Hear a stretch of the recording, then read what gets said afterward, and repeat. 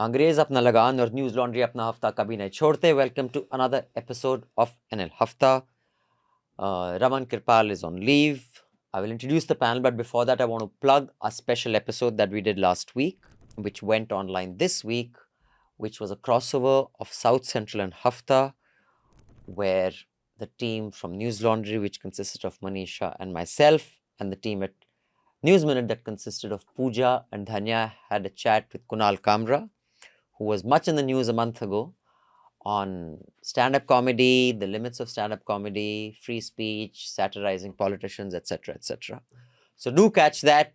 Here's a little clip from it. You'll really enjoy this conversation.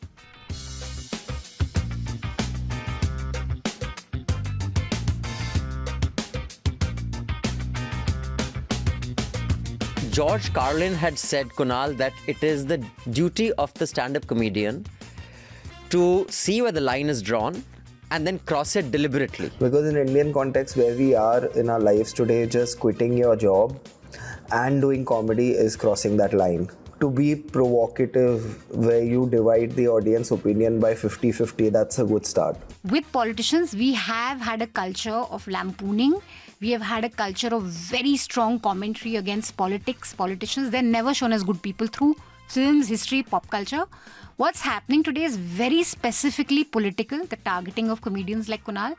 And it's a huge contribution to this is journalists who fail to call out the politics of what's happening. The media, I think we have a good name for them. I think it's called Lashkar-e-Noida. Yeah. For you, political comedy, because, I only consume Hindi and English. How robust is it in Tamil, Malayalam?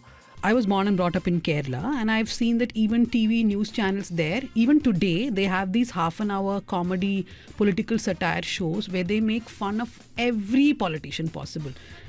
In, I think, harsher terms than perhaps what Kunal also used. And I think a few Kannada channels also at the beginning would have these caricaturish shows where they'd mock everybody, and then, at the end of the day, it would still be, those punchlines would have messages. But I think now somehow the primetime anchors have replaced any kind of comedy shows. So real legendary comedians are not, they didn't peak at 25, 28. They peaked at 60, 55, when they really had a thought through position on community, on caste, on, just the society we live in. Here, everyone wants to peak in the early 20s. And that's why sometimes they end up saying stupid shit. But what I've noticed is there is two types of comedian.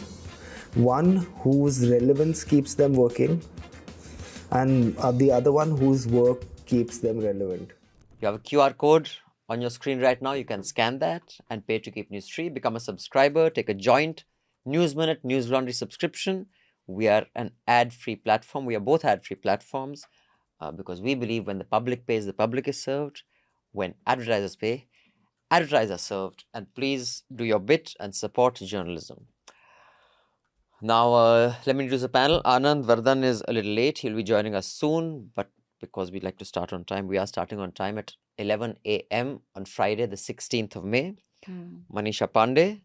Hello. And joining us, our guest today is Dinkar Perry. Hello. Most of you have probably seen Dinkar Bana, his famous question. Yes, that Amit Malviya made famous.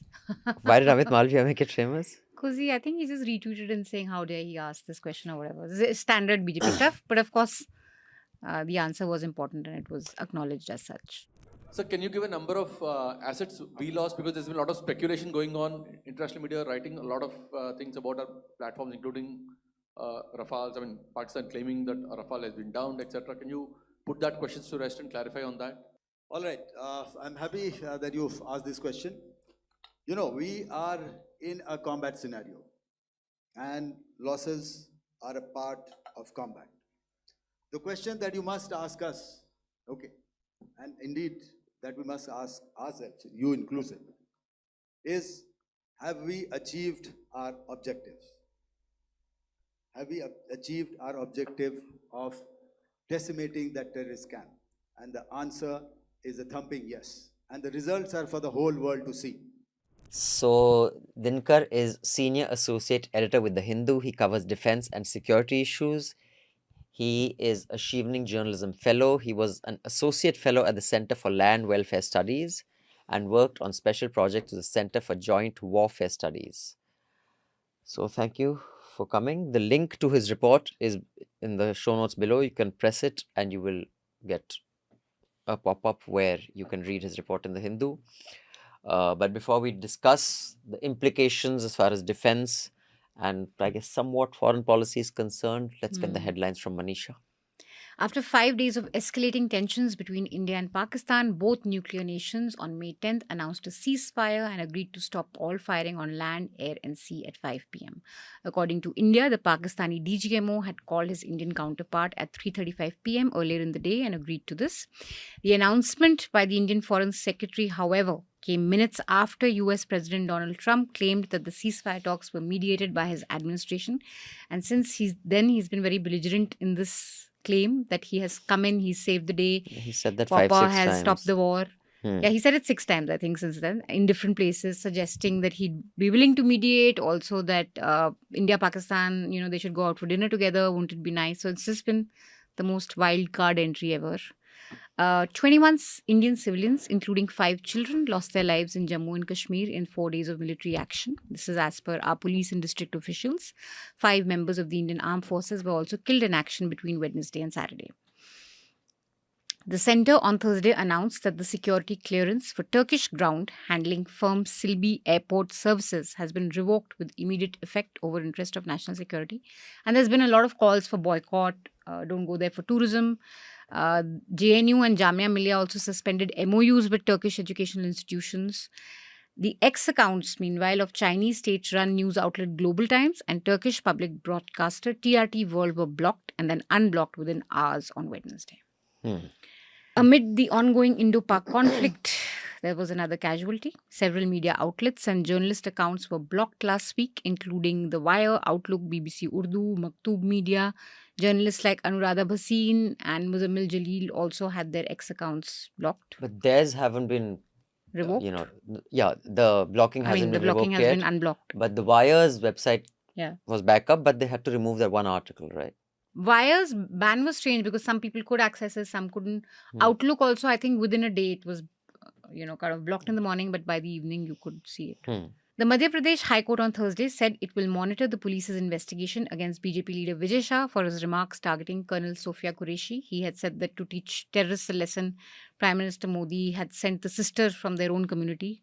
My Some God. very ridiculous Yeah. stuff. And of course, the High Court took cognizance of it. Which so was Supreme very Court, nice. But the party has not kicked Yeah. him out yet. The party should have just kicked him out. But, Shouldn't but have. members of his party, lady members of his party have sprung up to his defense in his state. Well, Justice Bhushan Ramakrishna Gawai was sworn in as the 52nd Chief Justice of India. Gawai succeeds Chief Justice Sanjeev Khanna, who retired on Tuesday. He will have a tenure of just 6 months. Maybe Anand can weigh in on this when he comes. Yes. Chief Justice of India Sanjeev Khanna has written to the President and Prime Minister, forwarding the report of the 3-member committee probing allegations against the former Delhi High Court Judge Justice Yashwant Verma, from whose residence a large sum of cash was recovered. The letter also includes Justice Verma's response to the findings. But we don't know the contents of the letter. No. It's all sealed cover. President Draupadi Murmu sought the Supreme Court's opinion about its ruling on April 8 that set timelines for governors and the president to grant assent to bills passed by legislatures, which MK Stalin criticized. Yeah. Indian police have killed 31 suspected Maoist rebels in what is being described as the biggest ever operation against the long-running insurgency. Security forces spent 21 days attempting to capture the rebels along the border of states of Chhattisgarh and Telangana in central India. The ED has arrested one of the owners of a leading Gujarati daily newspaper, Gujarat Samachar, on charges of financial fraud late last night, which is Thursday night. The details of the charge is not fully known, but the family said they're being targeted for being critical of the government. It's a very, very prominent newspaper of Gujarat. In fact, during COVID, I remember them putting up some very strong headlines and stories about mismanagement. And also, there were IT raids on several other premises before the ED action took place. Yes. So, new data from the country's official record of births and deaths show that 21 lakh more deaths were registered in 2021, the year of the deadly Delta wave of COVID-19. The number is about 6 times the official Indian COVID-19 death toll for 2021. 10 suspected Kuki militants were killed in a gunfight with a unit of the Assam Rifles in the district of Chandel in Manipur. Meanwhile, President Trump just said that he told Apple's chief executive officer Tim Cook not to expand the technology company's production in India. Share markets jumped on Monday after President Trump said weekend talks had resulted in total reset in trade terms between the US and China, a move which goes some way to diffuse the high-stakes standoff between the two countries. He also said that India has rejected all...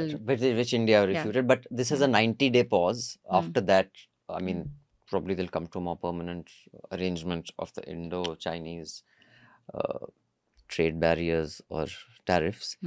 But on this, what Trump said to Tim Cook, Kangana Ranaut, the ever alert BJP MP, posted a critical... what a critical... No, it was very, very...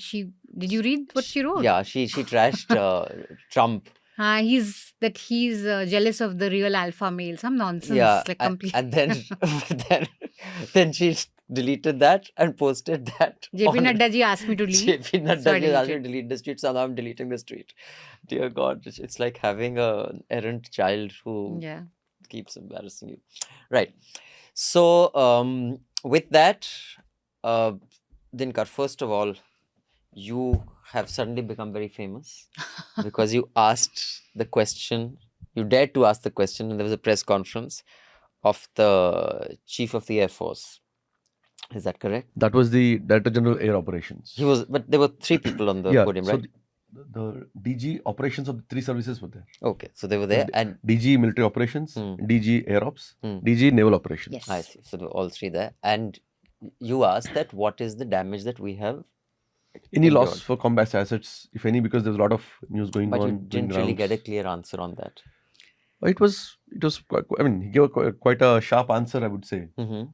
Because he said quite a few things without, actually really saying it, citing operational reasons, which is fair enough. But, it's actually good to have something on record, which was the whole point. So now, I mean, we'll get into the whole what this means militarily. I mean, I don't know if there are any winners, losers, quote unquote, but what really it means for the Indian defense establishment and to some extent foreign policy. But before that, just at a level of the concept or what journalism should serve, because there has been this, the BJP tweeted this Sushant Sinha, the nutter, saying that people are accusing us of fake news.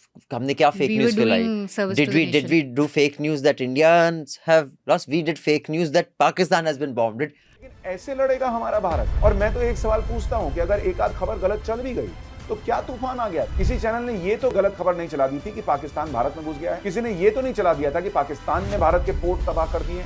किसी ने ये तो नहीं कह दिया था कि भारत के फाइटर जेट्स तबाह कर दिए। भारत के खिलाफ तो खबरें नहीं चल रही थी। भारत का मनोबल तो नहीं तोड़ रहा था यहाँ का मीडिया। तो तकलीफ क्या हो गई? I mean, the most bizarre explanation of fake news, and the BJP is tweeting it, that this is a part of somehow, making the Indian establishment stronger, I just don't understand how it works. PSYOPs. They were claiming it's PSYOPs. So, I mean, conceptually, forget India, Pakistan, anything. It could be US in Iraq or Afghanistan or, Russia and Ukraine. Or is it, in your view, problematic for the media of any nation to be questioning what are the losses, what is actually happening, reporting things as they actually happen? Because this is a debate that's come up now. Earlier, I remember New York Times, even the most liberal of newspapers in the US, came under intense criticism because of how they misreported on the Iraq invasion. They claimed weapons of mass destruction. They claimed that there was evidence. Of course, there was no evidence. They created a consensus for America to go in. Yes. Basically. Now, it suddenly appears that it is somehow a journalist's job is to create fake news or just tamasha to become cheerleaders for the military. But is it also damaging to really accurately report what is happening? Where do you see journalism? What role does it play in a conflict situation? See, nowadays, the bigger part of journalists is to actually decipher the real news from the fake news. I mean, we actually spend a lot of time because social media goes to a different level. I mean, the chatter on. So I mean, you don't know, because it goes in circles. After a point, it gains some certain amount of truth, and people just go with it. Especially because there's absence of information. You don't get information coming in. So need not necessarily be operational details. I mean, fair enough. There are operational sensitivities because an operation is ongoing. You can't say it. Understood. But you at least need to know a yes or a no sometimes. Whether it's happening, yes. Then you can wait.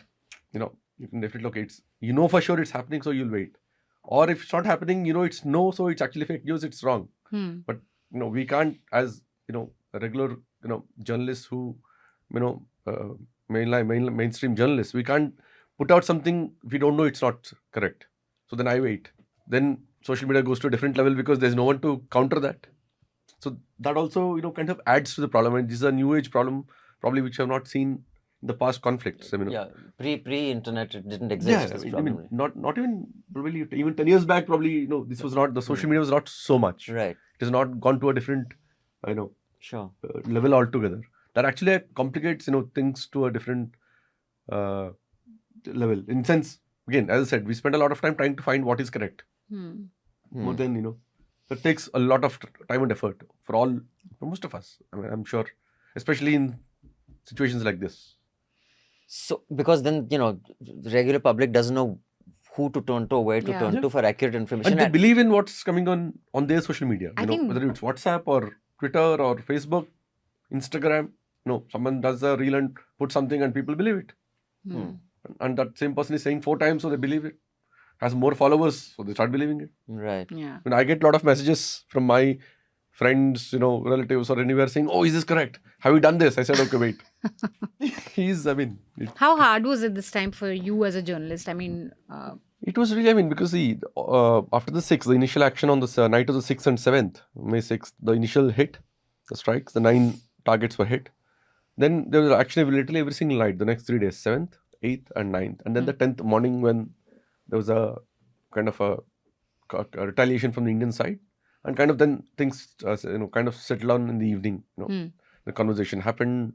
5 o'clock, the understanding to stop all firing came into effect at 5 p.m. And of course, there was a violation right after in 2 hours. Yeah. That's a different thing. But things kind of settled down then. But those 3 days, the 4 days, the chatter on social media was a different level. I mean, probably the highest so far in such a situation compared to, say, 2016, 19. It has gone to a different level altogether. So, Manisha, you did a couple of nuisances on this. Yeah. I mean, are you shocked at the brazenness of people like Sushant saying that what we did was great?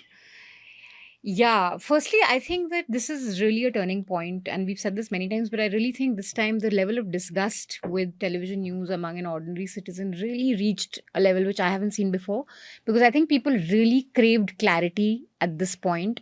War or conflict is a jittery situation for most people. There may be some who find it exciting, but for most average citizens, they want clarity, they want an understanding of what's happening, and that was completely missing.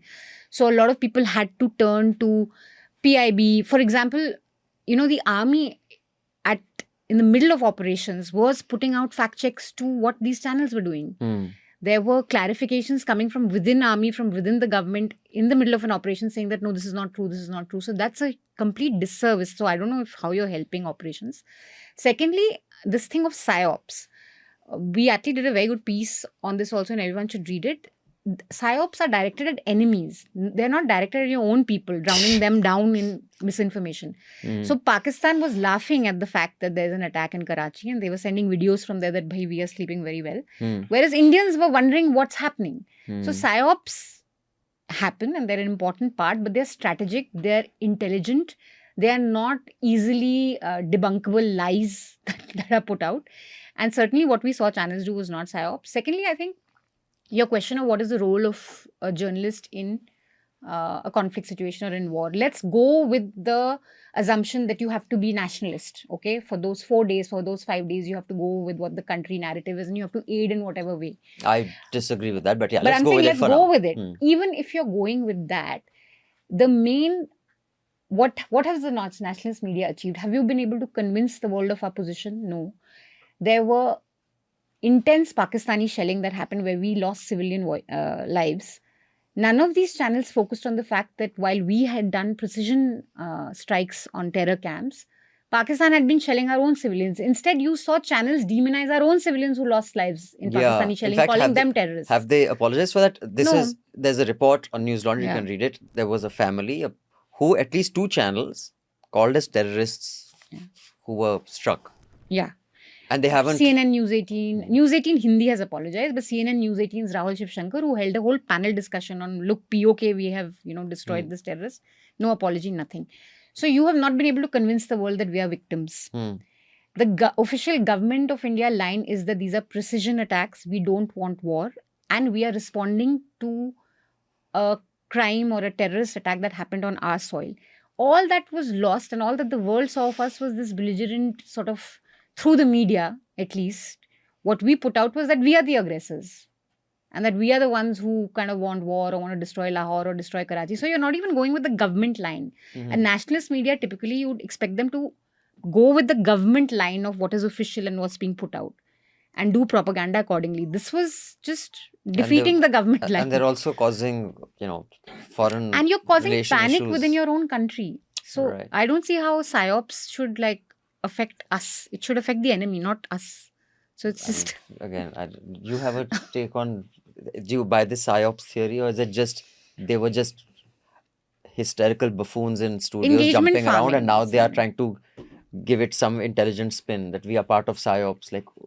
At least I have spoken to a few people in the military and some in the establishment who are like, dude, we don't want them on our side. Just thank you. We don't want your support. But clearly there are some people who do. We can do without you.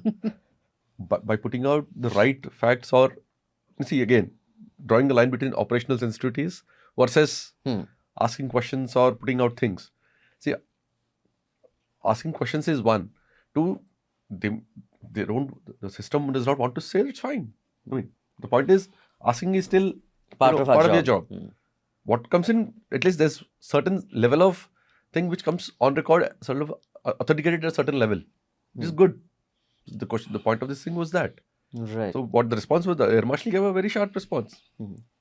At least someone said it, because that was not said. It had not been articulated. There was so much happening. Everything was speculation. So much being said. At least there's now some definitivity to it, what he said. So that actually cleared a lot of air. That was the whole idea. And it will be revealed in due course. When we'll wait for it.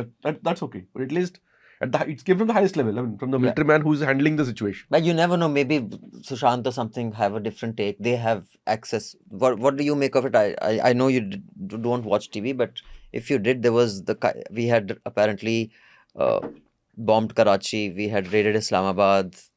Half of Pakistan was under Indian control. I think one very troubling piece of misinformation that Aaj Tak had aired and which really set panic buttons off was that there's been a Fidain attack at an army post. That I remember very quickly, because also families are watching this, no? People who's like soldiers and whoever are engaged in this, their families are watching. So it sets off a lot of panic. That I remember very quickly. Within an hour, there was it's also about the international narrative. For example, even when Balakot happened, 2019, see, the strike happened. When Balakot used again, more or less kind of the same precision guided munitions were used to a large extent. You did a very, very precise hit.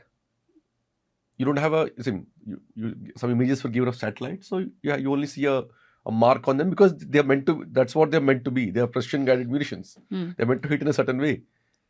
If it's like all over the place, then you don't pay for the amount of money for that munition, right? Yeah. So it did what it did. The point was the narrative went off into a different spin, and the world does not believe even today that you did something. Yeah. So our credibility is gone. Exactly. You have actually done something. See, there are 2 different parts. One is a military action part of it, then how it's perceived by the world, as what India has done.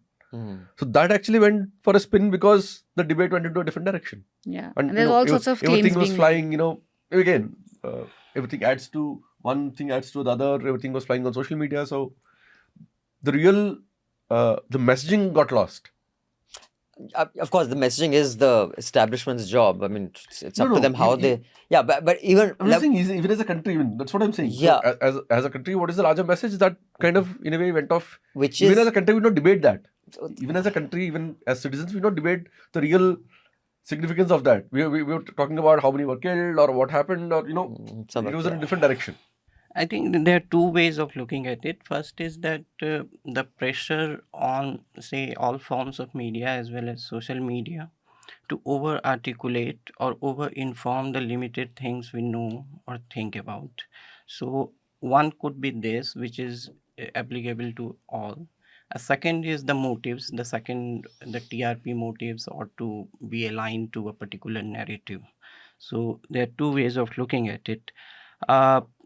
Means the government also can have its say propaganda arms, official arms, like say to counter the Pakistani propaganda around 92-93. The Doordarshan had this channel, and that was on the recommendation of a committee of the MEA, DD International.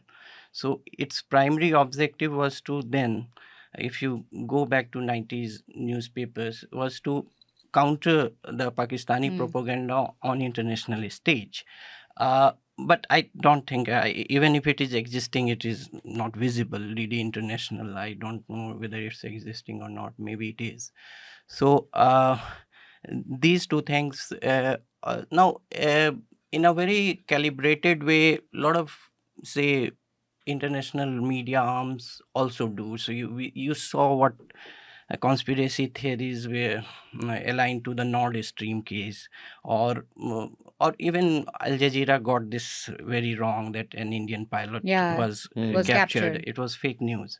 So maybe other media organizations also get it wrong, but this was, I think, both motives. TRP, as you said, that many government agencies would also not like this kind of propaganda.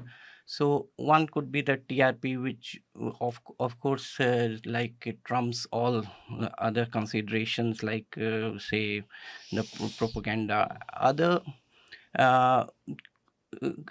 one thing that both miss, whether it's propaganda or anti-propaganda, or everything is a propaganda of a different kind, say two different kinds of propaganda, is that they infantilize the media consumer.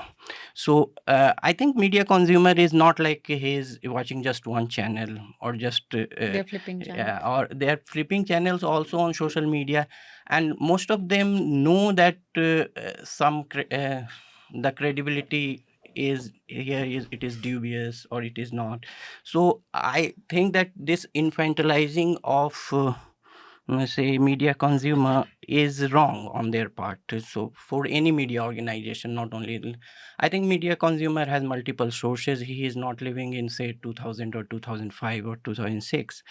Second is like the tone. Even if you are doing very false propaganda or falsehoods, you need not be dramatic. You have to be serious. If you are doing it in a melodramatic tone, like you are yourself shouting and screaming, nobody is going to take you seriously. And similarly, if you are critiquing it in a very dramatic fashion also, or say very snarky way, that also does not have the same effect. I would like to conclude it with a point.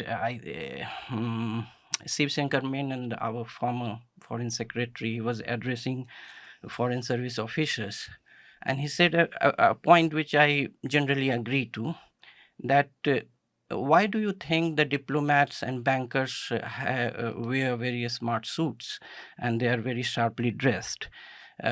Because you don't need to send a message of seriousness, like you are trusting your money to the banker. You are trusting with your money, trusting him, so he does not have to look very casual. He has to give a message of seriousness. Similarly, diplomats, you are trusting him with decisions of war and peace. He has to look very sharp and serious. So even if you are peddling falsehoods, you have to look serious. In a Times Now studio, and say, what is the other channel, Republic, or say, the way they were peddling falsehoods, it was very dramatic. So they were not very meant to be taken very seriously. Well, I mean, if they all wear suits, so that is something that they've got right. I think that's a Or very at old-fashioned skins, way of not I suits. also I think No, the you whole are suit no, thing. no, no, don't Oh, get lost yeah, I in understand the that. metaphor of suits. Means Yeah. what he was trying to Yeah. say is A he had a theory about that. So a couple of things, what you said that the establishment may not want them on their side. I didn't use the word establishment. I said certain individuals in the establishment. I think the establishment is okay with it because the establishment didn't want it. They have enough tools at their disposal to shut down these channels like they shut down certain websites. So I would like to distinguish today establishment means Modi Shah. That is establishment. Establishment has been reduced to two individuals. I can tell you for certain senior officers in the army and people within the government as well are disgusted with this, but they don't have the guts to say anything because the establishment is okay with it. Individuals are not. So that is one distinction. And I would not club propaganda and fake news under one bucket. I think that's a very easy exit one gives them, that if everything is the same, then nothing is a problem. So propaganda to a certain extent, according to many far left people, every privately owned news platform is propaganda. Whether it is CNN, whether it is Fox, they're all the same. Yeah. I mean, I own a friend Jayashree. She looks at them as the same. But outright fake news is not propaganda. Propaganda can be done in a way by also reporting accurately, yet it being propaganda. Yeah. So I would not club it all as one. Outright fake news is a different kettle of fish. Propaganda is a much larger set. Fake news is a subset, which is the extreme subset of this. So, And what we saw actually went beyond fake news also. It was like a sasta film. Right. Like a small whatever. Because you're right. Propaganda is intelligent and it's needed. It can be of many things. Propaganda is a very large term. I mean, what we are talking about is outright saying that Karachi has been bombed. Say that I confused with both. What you were saying is stating the obvious. So I think anecdotes are not a good way of looking at things. I generally dismiss them. But I am bringing one anecdote. Before this conflict, I was traveling in a metro and someone made this observation. He was having a casual chat with someone. So he said, ये तो news है लेकिन reality क्या है? Now this is something that we reserved for cinema. Like this is movie, but what is reality? So I think that hit more profounder than it was, and I think it was not like he was critiquing a particular platform or something. That's just general. The idea of what news had become. But I think that's a very good way of putting it. And I think that's what most people felt. News ye hai, lekin reality hai. No, but I think my question to anyone consuming news, and earlier it just was a few people who'd critique the media and take pot shots at them or do fact checks. Now if you go online, everyone is doing it. Every regular bloke is making fun of news. My point is, if you cannot trust them at wartime, why should you trust them at peacetime? You see, once your credibility is gone, you can't say, actually, I only lie when I'm hungry. When I'm full, I don't lie. Why should anyone believe you? So I think once it's gone, it's gone. But now coming to the specifics of, what this conflict has achieved or not achieved. You've been covering defense. What do you make of the outcome? This ceasefire, has it been a face saver for both? And are we in the age of the Trumpization of foreign affairs, that you need not take what anyone says seriously? Like Trump, I don't think what he says, it's not like he will get upset or there'll be a foreign policy, a foreign affairs disaster if the Indian MEA says, no, Trump is lying. He doesn't care. He said what he's catering to his audience. We are catering to our audience. So, does US have a significant role to play? And does it even matter now? Because anyone can claim anything. Broadly speaking, see, in those 4 days, see, May 10th in a way was a decisive thing which kind of crystallized a lot of things. The counter-strike on the morning of May 10th, I mean, compared to even the previous 3 days. Where we hit the air base and the cans. Yes, the 8 of them. Yeah. And we did hit bases before also in the earlier 2 days, but the hits on the 8th morning, the 8 bases which were hit, and which were actually like right in the heart of the Pakistan establishment, right? Rawalpindi, Islamabad, around that. That kind of was because that has not happened probably since 1971. See, you had Kargil, a limited conflict, which was only on the LOC, Yeah. localized. 2016-19 were again limited strikes. No, one was a surgical strike, one was an air strike, but they were all very, very limited strikes. This kind of took that to a different threshold. So in that way, from a military sense, it kind of set up a threshold, a different. It made a differential between the two countries in terms of military. You want to call it symmetry or asymmetry, which otherwise was, we normally typically said, okay, we had this, we get into typical bean counting, and okay, say, oh, Pakistan has this, we have this. But this kind of set the differential because it actually happened. I mean, it has not happened in a long time. So the military differential was set here on May 10th. I think that will remain at least for some time. It's a technological cycle. It's a development, catching up cycle. That it always happens. It's a continuous process. So that will go on. Probably how long we can debate it. But as of now, that's been set. That's one. I mean, from all accounts, from what was officially said, informally said, all the conversations in the talking to people who were involved, or at least in the know of the system, they all say 7th when this happened, when we did the initial hits on the terror targets, we tried to reach out to the DGMO. A message was sent. They refused to speak. They said we'll wait for a response. But 10th they actually sent a message saying we would like to speak. So because the thing is also that was only form of communication happening. When whatever message was sent between the two countries was the DGMOs on the established hotline which exists between the two countries. There was no diplomatic, there's no political. Even the claims from Pakistan that the NSAs was speaking, even that was denied. They said there's no conversation between. Yeah, that at was any level. there on the Express front page also, that both NSAs have kind of. Officials here have said there was no conversation at all. That's Pakistan said that. So people have reported that's one thing, but the point is it was not confirmed, and eventually later it was denied. It said there was no conversation, and DGMOs was only line of conversation. 10th they actually reached out. In fact, as per different accounts, 1 p.m. on the May 10th they sent a message that they want to speak to our DGMO. Anyway, our DGMO was actually in a meeting, so he couldn't. So eventually they spoke at 3:35 that day, and the understanding came into effect at 5 p.m. So in between was where Trump tweeted.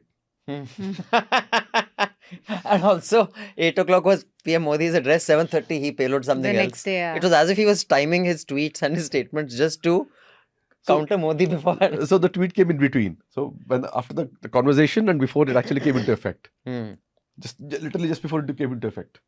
So so obviously he knew about it if he could tweet it with confidence. And he could only know about it if someone from the US established was involved in those peace talks. Otherwise, how would or the other way around?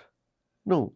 Pakistan may have been involving them. Exactly. It doesn't mean they have to be in between, right? Someone, one side can be informing them. Right. And that actually seems to be the case. Pakistan very clearly thanked on May them. 10th. They thanked USA. They thanked US. On May 10th, after the morning, the incidents of the morning or sequence of what happened, Pakistan reached out to, one was the message to us, which was a little later, but they did reach out to, various quarters, US being among the first ones. Looked like they sought their mediation or the help to convey a message, whatever was that. That happened. Then they reached out to us formally to us through the military channel. So US was in the loop. They must have been updating them. From a foreign policy point of view, does anything matter, at least in the age of Trump? Like, no one's going to really mind anything. It's everyone watch out for yourselves. Is there any foreign policy gain or loss? Like, one thing, of course, which the media will not talk about, and I think it must be said, because if so much airtime and front page coverage was given to Modi as being this Vishwa Guru, that the whole world's leaders seek his advice, seek his help, and the photographs also very carefully choreographed when we hosted various conferences, and whatever the 7 or 8 countries leaders with him leading them, it was those photographs were shared, the ones that were sent by the PMO, which make him look as no significant country actually backed us. So this whole, and I myself have said here, I guess I've also fell for the propaganda, that the only thing that Modi, which I can say his government has done, is from a foreign policy point of view, we have kind of established a certain amount of heft or credibility the world over. Well, clearly not, if no one sprang to our defense. So is that mythology, can it be done away with? That Modi is a Vishwaguru who the whole world thinks is the most credible person on earth. In fact, Republic has this guy, something Vohra, he was a IFS officer. I remember back in the days of Doordarshan, he used to have this show where he used to talk to this puppet. And he had this his way of talking hasn't changed. He's a lot more unhinged now than he was then. When he went on to this phase that now all of Africa looks at Modi as their leader. I don't know whether you saw that. It was the most bizarre monologue. But that achievement, can we say there was any substance to that? That's a matter of interpretation. But the point is, when the initial 22nd terror attack happened, literally kind of more or less all countries said, yes, India has right to act on terror, That was the message. And of course, everyone was anticipating an attack. Yes. I don't think literally everyone, all of us also waiting. It's not a question of if, it's a question of when. Sure. That was broadly, both here and across, that was actually the case. Because we had a lot of people asking, oh, when do you think? I said, we don't know, But that's one. When the actual thing happened, when on 6th, 7th, when the hit happened, the question was, how will it go? What will happen next? How will it what is the escalation or escalator matrix? Where will it go? Because the way it was, the 9 targets, whatever was done. And then when things started going off, the question was, now where will you end it, or what is the off-ramp for either of them? What's the honorable exit? Where will you find a way out? And probably after 2 days, I think, even after the strike, more or less everyone said we acknowledge in a way they said we acknowledge the strikes on the terror targets, or we accept India's right to hit terror. So that in a way, the focus on terror was there, and that's exactly what our statements also kind of framed it. Said we were especially looking at, and in fact we terror. Categorically said that we are not going for any military installation or civil. It's purely terror targets. So that's kind of that line maintained, and the world also broadly, everyone said, yes, we understand you're right. So when it went to the next 2 days after, then that's when the most countries started saying, oh, now it's we want for the peace of the stability of the region, peace in the region, we should kind of find a way out, or not to escalate, and find a means to but the only out and out support statements were Turkey and China in support of Pakistan, right? No one else has really taken a position. Azerbaijan, yes. Yeah. They've taken a position. No one else has taken a position one way or the other. The three of them, yeah. The 3 of them came firmly in support. Right. Broadly, everyone, in a way, it was that. I mean, they all said they're right to appreciate the terror, this thing, but then once things, or 2 days when, the counter strikes and counter strikes were going on military targets now. Then they said, it's, going out of hand, or, it's not good for the region, so find a way out. Okay, I just want to go on that side of the panel, but before that, one question, because I remember Manish and I were discussing this upstairs, and neither of us are weapons experts. On the first day, like the night after the first drone attacks and all there was this news flash that 15 cities have been targeted, which included Ludhiana, Jalandhar, Chandigarh. I spoke to people in Chandigarh, they said. So I was like, on what basis have they mentioned these 15 cities? Because whatever they shot down was in Amritsar. So how can they decide that it's these 15 cities? Is it again careless reporting? Or can they decide that from there this projectile is going to reach Ludhiana or Chandigarh even before it goes halfway? How does it work? So the list of places was actually given by the army. They actually gave a statement saying these they were fired from all these. You when something is fired, you broadly know the trajectory. Okay. Yeah. So see, all these projectiles you can actually try, as we read in school physics. Trajectory is a parabola. It goes in a certain way. So you can actually map them. You have enough radars now, which what we call the weapon locating radars. If you go back, just a bit of anecdotally, during Kargil we don't have them. We when Pakistan was firing, we that had technology wasn't there. That we don't have that particular radar which could track that trajectory. So in fact that was one correction we did right after Kargil. Right. And that's one of the first military imports we did from the US. Once after Clinton's visit, weapon locating radars was one of the first things we bought from the US. It's a bit of anecdote. Now we build our own radars now. We actually also build our own drones. NDTV very proudly said these drones that wreaked havoc were made by Adani. Adani has withdrawn from this project. Adani has. So basically, this everything is happening is because of Adani account of NDTV. So on the, on that, so the drones used were a mix of things. Made by Adani. One of them, Well, the Bangalore startup. there were is, a few startups. Some of them were Israeli. There was some Polish also probably used because we have them, the war mates, and Israeli herops and harpies. They are loitering munitions. So they actually, you fire them, they hover over a target for a certain number of Oh, I hours, see, okay. and then they can just go and bump in. They have the Precision. warhead. I see. So they are the vehicle as well as the warhead, explosive. So they just go and hit the they're target. navigable. Yeah. You can just guide them, and they're actually used for high value targets like say command centers, radars, and Yeah, like Trump was critical I installations. don't know whether you saw that press conference in the UAE. He's just talking nonsense. He said, there are these drones and they can hit you. You can be hiding behind a tree, and it's going to catch you. It's going to get you. It'll blow up the tree. Like the tree will be gone. You'll be gone. When you look at what's happening with Russia and Ukraine, the drone is killing tremendous numbers of people. You hide behind a tree and the drone comes down and it circles you with fire. You don't have a chance. The tree comes down also, by the way. It's so intense. You see these trees being knocked down like they're being sawed down by a top-of-the-line timberman like who? Sean Duffy. Do you know that Sean Duffy, the head of the transportation department, who's working right now on the airports and getting a system because Biden didn't do a thing?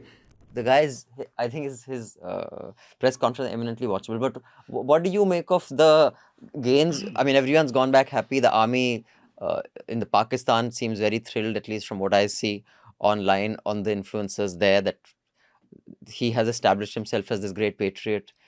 Indian establishment is happy. We have taught them a lesson. Trump is happy. I have found world peace, made world peace, and Laura Loomer said he should be given the Nobel Peace Prize. Or has anyone gained anything special? See, I think one obvious gain for India has that it has called out Pakistan's nuclear bluff. So also there were calculations in Delhi that what would be the ceiling for the escalatory ladder.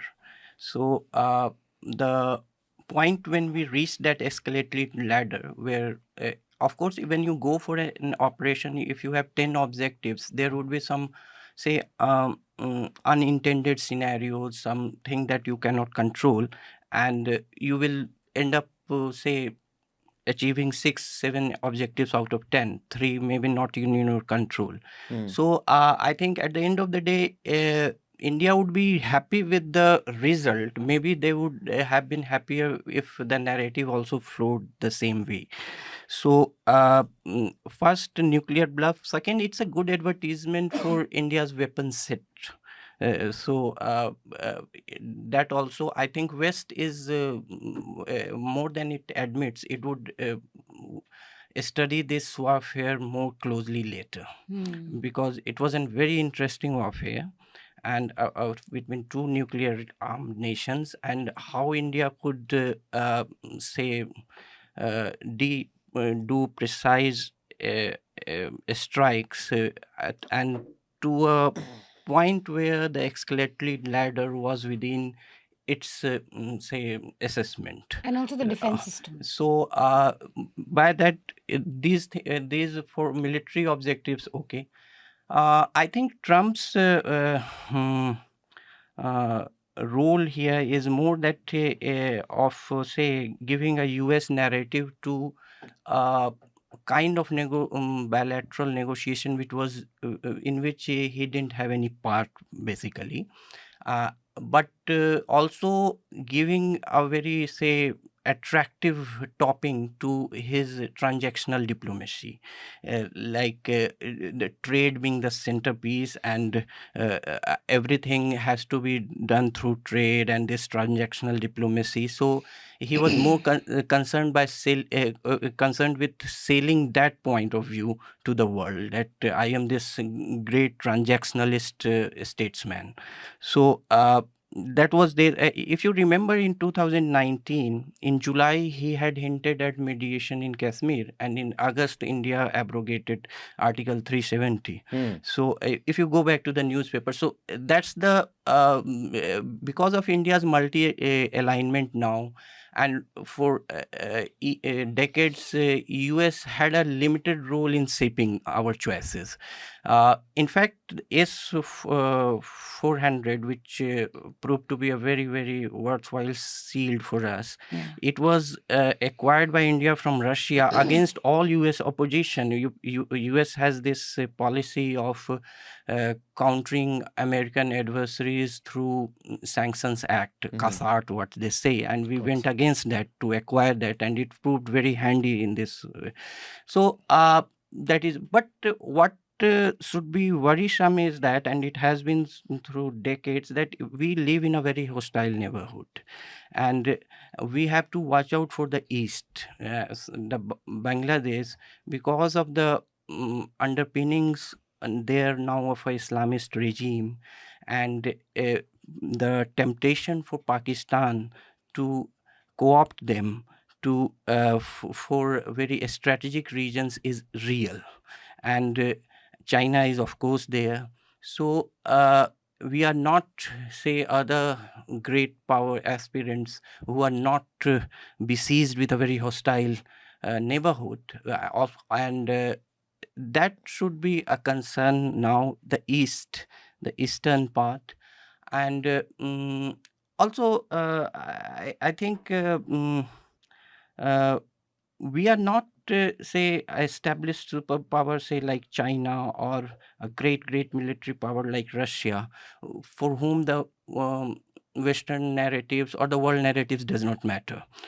For China and Russia, They don't care. Don't give a damn what the Western newspapers are writing. They have reached that stage. So we are still very much, say, touchy about that. And how do we shape those narratives through different channels? Would be not, I'm not saying new channels, but other forms. That is one thing. We were very, very, say, conscious about before celebrating our second Independence Day in 1948 in August. We had our nuclear program going, and Atomic Energy Commission was established in, say, 1948. We went to war when Gandhi was alive. We were always aware of the hostile neighborhood. So first war, and in Parliament, Nehru made this statement that if someone threatens us with nuclear weapons, for all his pacifism, Nehru said, the pious sentiments will not hold us back. Sure. So that I guess to a certain extent he was realist. So Manisha, Just a quick, yes, very quick point here. You talked of the S400s. I mean, just to just flag, appreciate the the not talked about thing. S400 is among the top end of the pyramid in the air defense system. It's a long range. It did its job. It did a good job. But also, because we had waves and waves of drones coming in, the small, cheaper ones, but small ones, which, as the army said, were Turkish, the military Jap said. They were all taken on by the air defense guns. Some of them, the older ones, literally legacy guns, but they have been upgraded now. They are the ones who actually took down most of those small drones, because otherwise the cost benefit doesn't work. You can't shoot down a small, which costs probably $1,000 with a $1 million missile. You can't do that. You can do it once, twice. You can't keep doing that. These are the ones which actually do that cost benefit. I see. And this is one of the lessons we learned from the war in Ukraine. And these are made indigenously. The guns were actually older ones, but we upgraded them locally. The guns, we had the guns for about 40 years now, 35 to 40 years. The old L-70, Zu-23 and the Shilkas. And that's one. And of course, then to add to that is the indigenously built Akash surface-to-air missile system, which is about 25 kilometers, considered short range in AD parlance, air defense parlance. That actually did a good job to take down some of the medium threats that came in. Do you, make anything of the cliche that the markets don't lie? And in the context of that, the market is the only quantifiable mechanism where the collective information and conscience or wisdom can tell you where things are going. So the share price of Rafael going down and that Chinese or whatever company going up, which makes the other. Actually, want to add to does that actually tell us anything? Or not, because for everything else, one says if the market has said something, there is some information there, because the market is a stock market, moves based on whatever information everybody has, that is factored into whatever movements happen. What do you make of that market movement? That is an indicator of how much one-sided news is floating around to begin with, because when the initial thing happened, Pakistan said, okay, we shot down these many things, they each time one of their ministers spoke, he said 3, 4, 5, he went on adding to it. And the market moved. And because there was no information coming from our side in that terms of whatever was it, even, denial, limited, yes, no, whatever was that. So that became the yardstick. So there was a lot of international media which took that and reported. So that probably, that's what moved the market. Probably was that, because there was no other thing coming in. That was one of the things which said, oh, it happened. So to add to the, other thing to that, let's move beyond that. One day we don't know the numbers. We'll wait for that. But moving beyond that, the 7th, 8th, 9th and the 10th, if anything, that actually shows that the Chinese air defense systems did not function or were not up to the mark. Because we did hit. More or less all your things hit. I mean, a few of them were shot, definitely yes. A few. We did hit the airfield. Exactly. There is photographic evidence. A few were shot. Most of them hit their targets. And very precisely where they wanted to. And right in the heart of the capital. I mean, in their key locations, strategic locations. So that shows that the system did not really catch up. On the contrary, all your air defense, the networked system actually functioned. And again, one little thing to appreciate here is we have so many systems from so many countries. We have Israeli systems, we have Russian systems, we have Indian systems, we have, smaller guns from Sweden, from some other things. All of them. So we have all that embedded into an Indian network. So, for example, the Air Force has this I-8 CCS. It's a command center, which is a node kind of a thing, which integrates every single thing into that. So that function, that really in real time gets information, tracks it, assigns who has to do what. Depending on where the threat is, who is the closest. And that worked well. That, and then the army has its own system called Akash Tir, which is actually built by Bell, Bharat Electronics Limited. So that's the army system. So they actually, and they talk to each other. The Akash Tir and IACCS talk to each other. So collectively the overall air defense which functions in layers, multiple layers, functioned fairly well. So that should give some confidence to at least the Indian citizens at the borders. So the two sides of this thing, how it performed on the other side and how it performed here. So it was there to see. Couple of observations as someone who was really clued in for those 4 days. To me, things got really serious on May 9th, like you said, when we hit those two very sensitive bases, Noor Khan and Bolari Air Base. That was the morning of 10th, yeah. Yeah. Morning of 10th, I think Pakistan gave intervening nights actually. Yeah. We hit in the early hours. And it was interesting to see how this was panning out for these 4 days, because to my mind, and there's no way in which I can kind of authenticate it, but the war was actually also turning out to be a war of visuals, where it was not just about what the military was actually doing, but what you could also show to your home audience of what your military is doing. So India had enough proof in terms of what we were putting out, satellite imageries, but also videos coming in from Pakistan near Bahawalpur and all that. So there was enough visuals coming from Pakistan on what we had done. And to me, I could sense from May 8th, 9th onwards a real desperation from the side of Pakistan to have similar visuals from India, which they weren't getting because of air defense. So, and had we considered that we'd lost 2 jets, maybe it would have ended at that point, but we hadn't. And Pakistan didn't have any proof for really saying, what had happened, except for saying that we had done this. And May 9th, as just an observer, it seemed like they were in a real weak footing. And there was a sense of desperation. And then there was this presser, which I think Sikandar Kirmani, who's a journalist based in Pakistan, he put out this really ominous thing that Pakistan has now declared war. I think 10 o'clock, 5 o'clock in the morning, there was this meet, and now this is real. And then for suddenly, by the evening of it to be called out when we were on a stronger footing, at least from what it appeared to be, seemed very strange and inexplicable. Because Pakistan by 10th morning seemed like really desperate to act. So I would really want to know for real what happened between that morning and afternoon for the ceasefire to suddenly be announced. And I think I'll agree with Anand and him on broadly what was said about what we had achieved in terms of precision strikes and all that. So when we were on a strong footing, why did we kind of agree to this sudden ceasefire? And after the ceasefire, we seem to have really lost the narrative, to my mind. because we had, Vikram Misri come and announce very quickly, left. He was heavily trolled. There was sort of anger.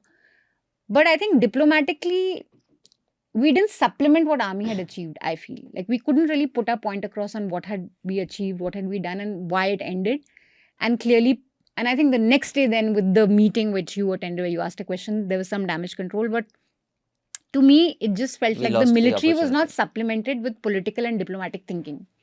The military achieved what it had to, but the politics of it, the diplomacy of it to me was really lost. I couldn't understand. And today, actually, the Hindu reports that the government wants to do an all-party delegation and send it across the world in different countries and make our case.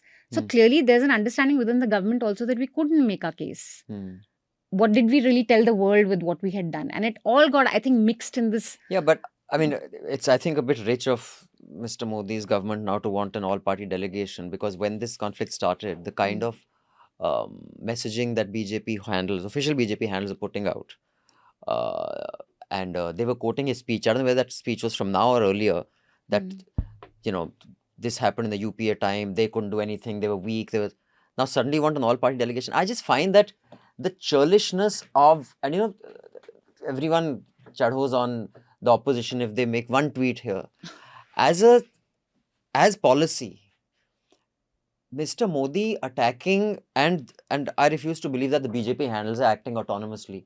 That, they got a lot of flack because in the middle of it, they put out a tweet, BJP, right when the operations was happening, of kind of milking it. And even the right wing was pretty upset. Yeah, they were milking it. And they were putting out speeches trashing the UPA. And so I don't understand how you can do that on one hand and then want an all-party meet to go across and make your case. And Owaisi will be part of it. I mean, I just find One more thing I wanted to add was this new normal that we are saying, to my mind, announcing that now every act of terror will be an act of war. What does that mean? And within 2 hours, there is a clear kind of violation where... So, putting that out when we haven't even ascertained what we have achieved in those 4 days, and where do we... I mean, can we really afford to have an act of war every time a terror attack happens? And secondly, like the new normal of the earlier tensions would happen, there'd be shelling along LOC. Is the new normal now drones coming into Punjab? Because if we escalate... Dinkar, what do you make of that? Which is actually putting a lot of states in a sense of insecurity. Was the military action followed by foreign policy? So, that bit of why did we do this? So, if you actually see from day one, what was said or communicated from our side was very clear in the sense they said, we hit the targets, we are done. Yeah, we don't want anything more. And it was communicated. Then responded, said we'll hit. So, we only hit back. See, it was Pakistan from a military sense. So Pakistan hit on military and civilian targets, so we hit back. They hit, we hit back. So it was actually a action and counter-action. And it stopped on the morning of May 10th. And every time it actually kind of has grown in magnitude. Every single thing. So that round of strike and counter-strike was over on the May 10th. So when they said, okay, we are done, we said we are done. So, and again, just to add... But it'll be strange for Pakistan to say we are done, because I think we were at a much... Definitely. I mean, they had not done anything. They came to that, pretty much they reached out because they were being hit hard. Yeah. And to add to that, see, even in those 3 days of strikes, we were very calibrated in what we hit. We were not looking at, say, annihilating their fleets or, not that. It was all strategic messaging. See, the ordnance fell close to their strategic plans division. That was the messaging. On their critical runways, we hit them. It was a message. We did not really damage, but he sent a message. Destroy assets altogether. That was not the intent, and we did not do that. We probably could have, we were already doing it, drop a few more ordnance, just take out their entire fleets, maybe, but we didn't do that in the first place. Would that have been a smart thing to do according to you? Maybe not. That I'll leave it for the military planners. But because there are a lot of. My point is, so even in the action, our intent was very clear. I mean, we did not really do that bit in the first place. So on the 3rd, on the 10th, we said, okay, we are done. We said, we ended it on the same note. And to back that, the action was there to see from a military sense, I get India, but I don't know. I mean, Pakistan to me doesn't seem like a stable, sane country. And their leadership doesn't seem, I mean, to me, it is a very volatile. I think this is a... I really want to know what really happened. But this is a cliche that, I mean... And it seems unlikely it happened without America at least telling them to... No, see, Rubio called...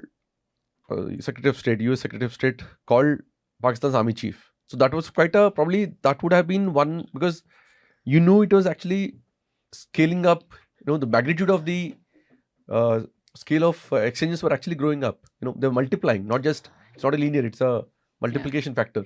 So that was one probably where, the Secretary of State called, spoke, trying to make some sense.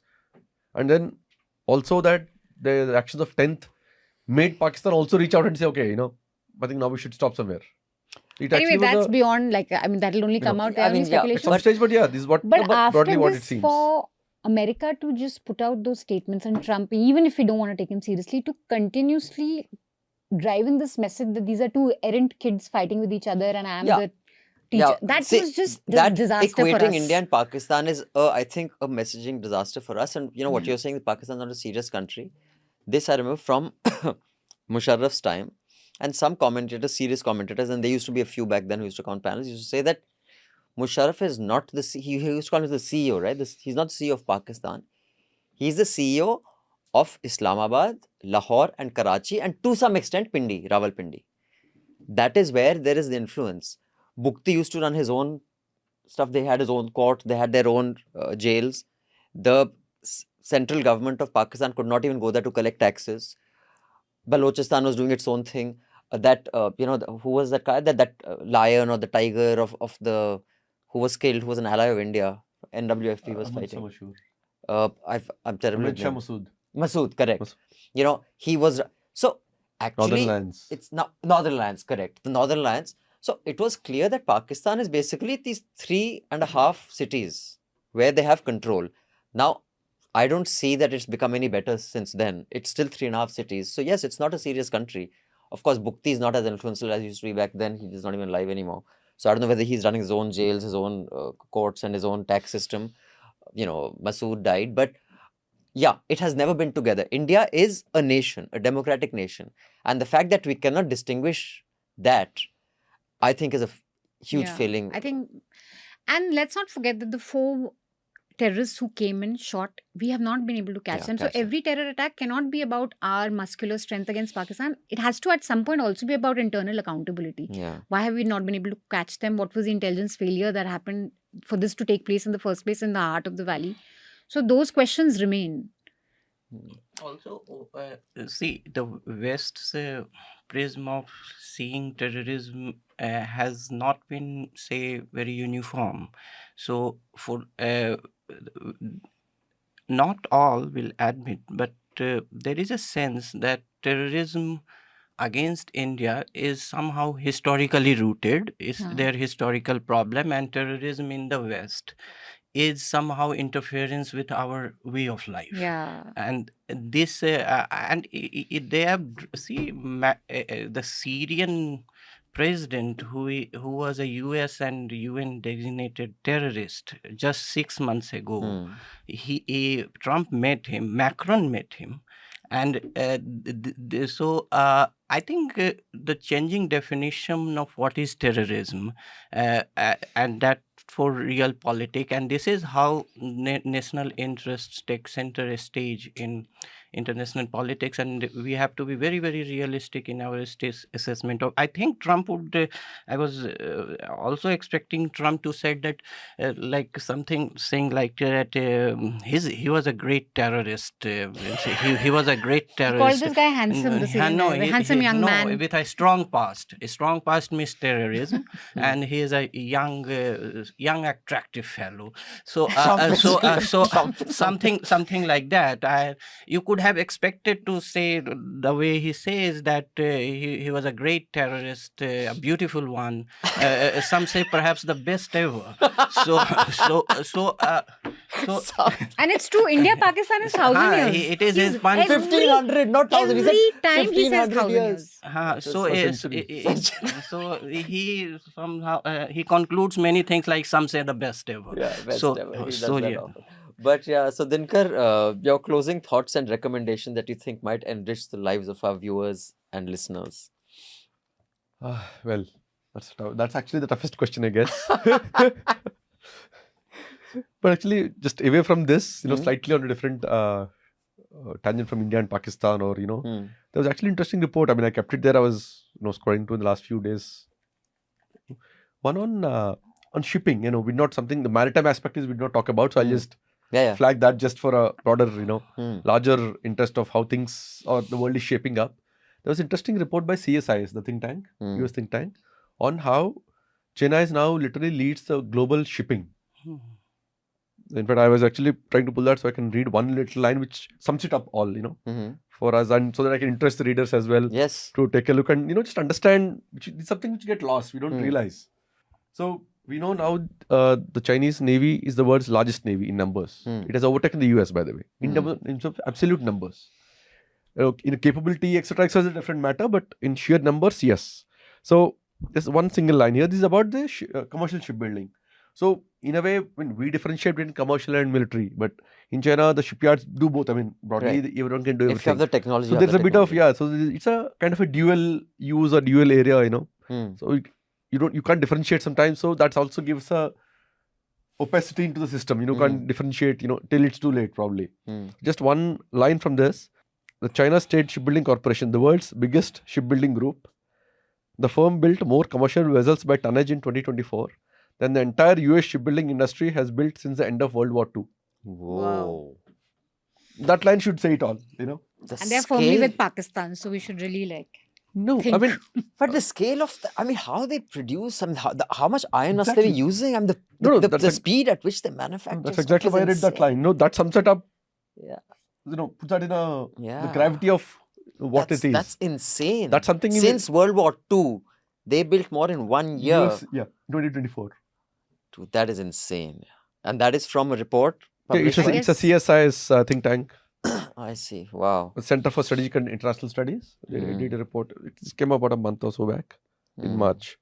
So that's something to think about. But thank you so much, Dinkar, for making the time. And do read his reports. The link is in the show notes. We will be moving on to the feedback and what our audience has to say about Newslaundry, but we will not bore Dinkar with that. So thank you so much for joining us. Thank you. Appreciate your coming here. Thank you. India has destroyed. Wait, no, I take that back. Karachi port has been... hold on, not yet. Maybe soon. A Pakistani pilot has been... oh no, he hasn't. Never mind. Okay, jokes aside, we know you're fed up, and so were we. Over the past few days, we've watched rumor after rumor dressed up as news. TV studios became fantasy land. It was embarrassing to watch. Fact checkers had to step in just to tell you what is not happening, while you were left asking what on earth is actually going on. So we decided to step in. We asked questions. We verified. We reported. We produced daily bulletins with verified facts. We sent our reporters, Nidhi and Anmol, to villages along the line of control to speak to people who are living this conflict. No chest thumping, no countdowns to missile launches, just journalism documenting what conflict really looks like on the ground with people. We tried our best to stay true to our mission of serving the public. But let me ask you this. If you can't trust the loudest voices in our media during war, why should you trust them during peace? The truth deserves better, and so do you. If you like our effort to stay true to our core principles of journalism, scan the QR code on your screen or go to newslaundry.com/subscription or go to thenewsminute.com/subscription. Pay to keep journalism independent, credible and ad-free. Because performance is free, propaganda is free, but the truth, that needs your support.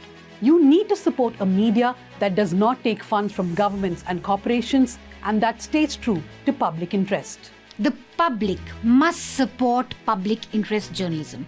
Will you?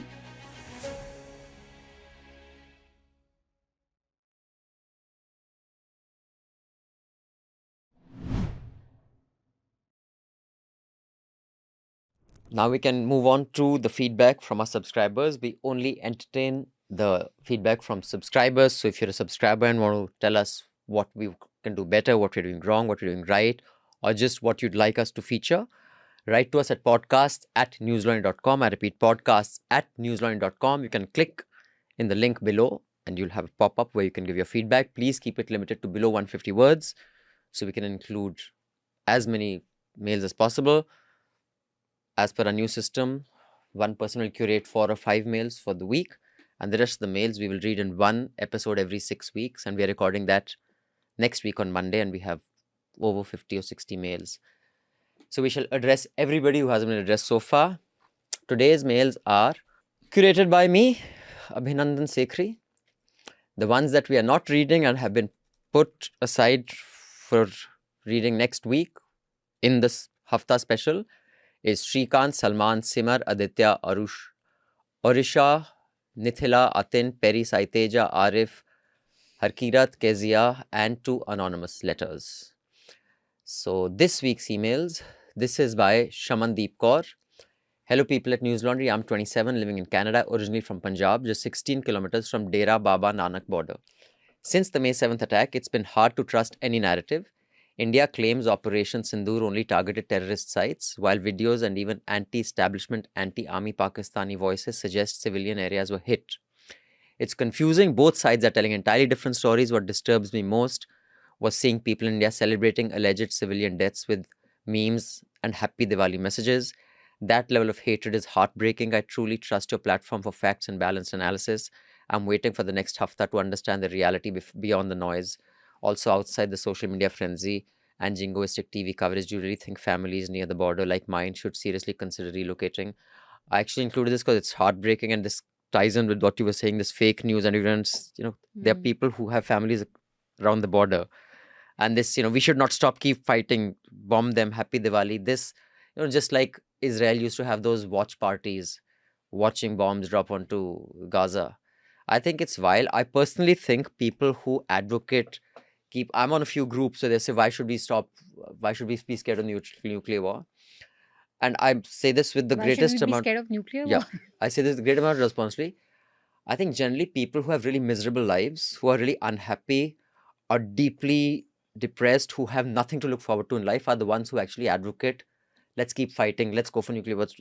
I don't think anyone who has an iota of something to look forward to in life would actually have that view. And unfortunately, most people who are loudest about this are miserable. This is their catharsis. So I really feel for you. I hope your family is safe. We've put out some reports from, Kashmir. We have reporters from there. LOC, from Jammu, from Poonch, Rajouri. So we put out a lot of reports. And in fact, this is what exactly one of the person who lost his chacha, I think, said that, everyone who wants a war in Delhi, Bombay should relocate to here and we'll go there. And then you guys can have your war. But on the Pakistani claim of civilians, I think what they have said is basically that where we struck the Markaz and the Bahawalpur camp, those people there who died were civilians. But we have done a story on how Masood Azhar was present at those funerals. And the very point of having, terrorists or JEM cadres is that they can conveniently be civilians and then they can conveniently be terrorists as and when needed. So I have not seen any credible information of houses or actual civilians dead. What the information seems to be coming is that people within those markazes were civilians, and of course, like Masood Azhar's sister and whatever nephew. But it is not unthinkable that civilian casualties would happen. Means that even if you are very precise, that you take into account some what is cynically called collateral damage, but it is also we need better border protection, because I don't think that war is out of question with such a hostile neighborhood, but better border protection. National communities in all these hostile neighborhood will find reasons to go to war, if or a low intensity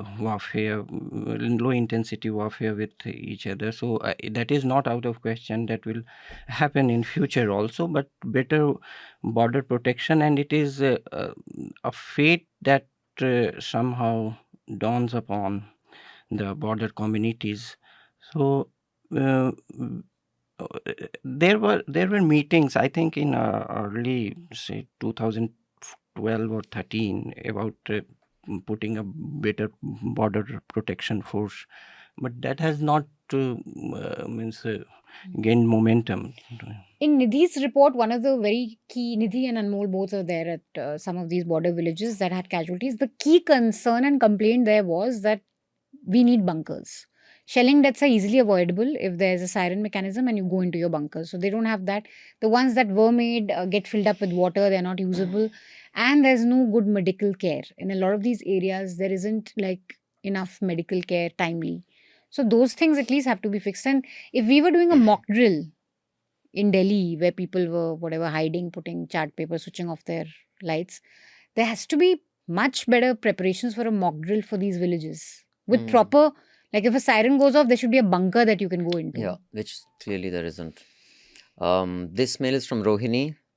Are there any NL Senas for the current political situation or a way to donate directly? I'm already in the middle of an active subscription. I'd like to contribute to NL TNM's coverage of India-Pakistan conflict. Rohini, actually, thank you so much. Here's a QR code. You can contribute. We actually discussed when we were sending our reporters to Kashmir whether we should have an NL Sena, but we just thought it would be a little distasteful to have an NL Sena to cover the war because it could be interpreted as milking the war for subscriptions. So actually we discussed this. So we said, let's just send them. Those who want to contribute can contribute. But I didn't want to put out an NL Sena specifically for this. And I mean, it's unfortunate we have to be so self-conscious, but since everybody milks it in different ways and we don't take ads, I'm glad you sent this email. So there's your QR code. Anyone who does want to contribute, feel free to flash this QR code. Thank you. Yogesh says, hello, thanks for doing fact-based reporting on India-Pak escalation. This is great help during this phase of bombardment of misinformation. Can you also add a page of live updates on your website? Also, I'll suggest a detailed report on weapons system used by both sides. Keep up the good work. We do have a piece on the Turkish angle to the weapon system that's up today. Yeah. But putting a detail, I mean, it's not really our space. But there's plenty of good work. I'll give you some suggestions on what to read on this. Sachin says, hi everyone, this is my first time writing a letter. Great job on the show. Keep it up. I want to respond to Jayashree's point about why people seem to be cheering for war and why there's no anti-war voice in India. I think that misses the broader sentiment. The government and defense forces have clearly stated that these are not acts of war but targeted strikes against terror camps. If the other side chooses to escalate, we will respond. Simple as that. There was a terror attack and we hit back at those responsible. It's about accountability. We're not celebrating war, we're supporting justice. Actions have consequences and this message needed to be sent. They started it, not us. Mahindra says, hello NL team. The idea that we support war when female soldiers are centered reflects a troubling narrative. I didn't get that. What is this we support when female soldiers are centered, matlab? Maybe because the two spokespersons were women officers. So it kind of... I see. We support it because they are there. Reflects a troubling narrative where equality is reduced to access to violence. I don't know what that means. Framing female soldiers as symbols of progress risks betraying feminism's deeper goals. We should scorn at the pink washing of war, not be inspired by it. Representation isn't liberation if it simply replicates the same brutal systems. True progress challenges the need for war itself, not just who fight it. Representation in warfare doesn't redeem militarism. I hope NL reflects more critically on this framing. Here's an inspiring dialogue between leftists from both sides of the border that offers a path towards avoiding war altogether, not just feeling progressive when women participate in it. So, Mahendra, I mean, it's very beautifully worded, and I think 117 words you've captured pretty complex thoughts. So, congratulations on your writing skills. I kind of agree with you on the pink washing, but I don't think I think in nation states, especially in the world we live in, conflict is inevitable. I mean, and the inevitability of conflict cannot be wished away by, people who want peace on both sides. And I don't make fun of those people like some do. I think it's important to have those. I'd rather make fun of people who actually advocate war, let's go. They don't want a ceasefire.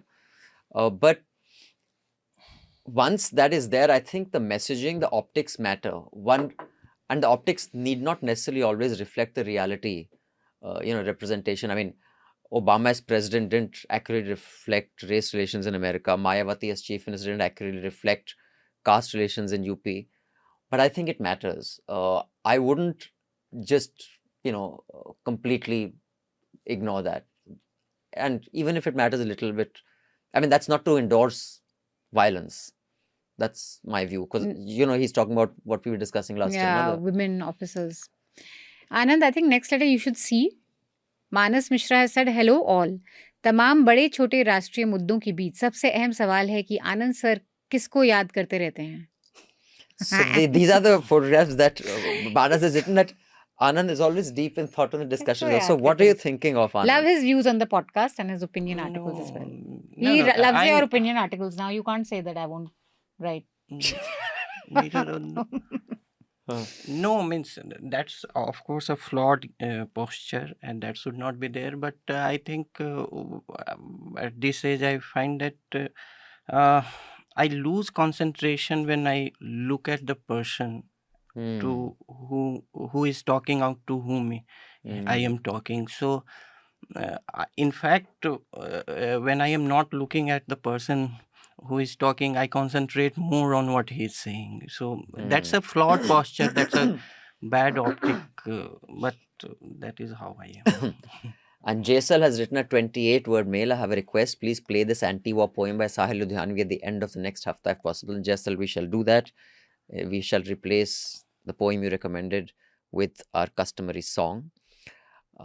But before that, I'd get the recommendation from the rest of the panel. Anand, you want to go first? I am recommending two books. One book, one report. One is by John Massemer. He is a renowned political scientist. So in 2017, he came up with this book, which now very much pictures the geopolitics and international relations. So it was The Great Delusion and the realities of world politics. So his take was that in post-Cold War, that America got into the delusion of liberal empire, and that was just a top dressing, but the national interests, when they lost sight of and it hit them badly, and they went back to that, and that is how he is basically addressing the American policymakers, that how you have to be very realistically anchored to world realities, that you are, but you have also to show that you are.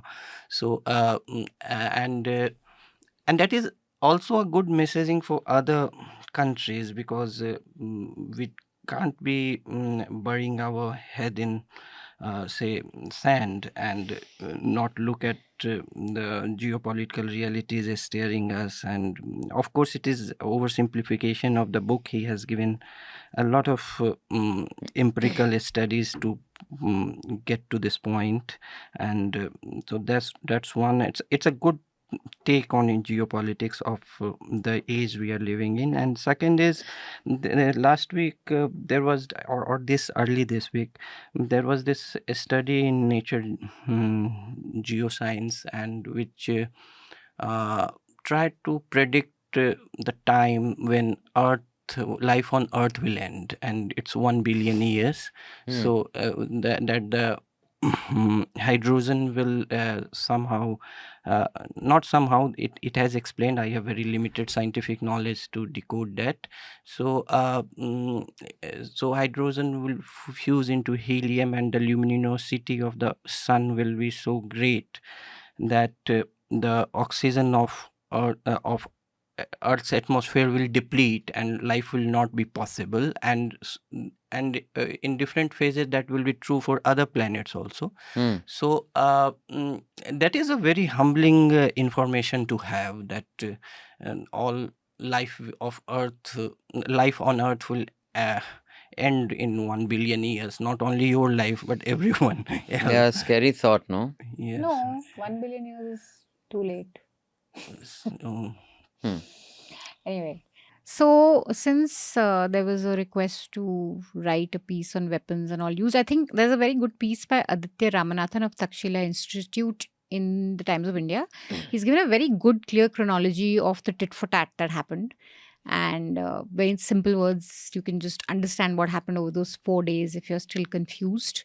I think the NYT has a good piece with a kind of a stupid headline, I think. But the piece broadly talks about India's claims of what it hit and the proof for it. I think that's also instructive.